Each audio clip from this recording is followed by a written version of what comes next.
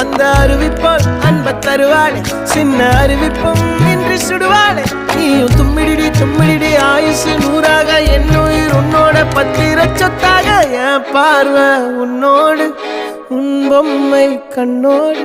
பேசாமல் விண்ணோடு நாம் மிதந்து போவோம் காதாரா அடியானாலும் நான் தாங்க மாறோடு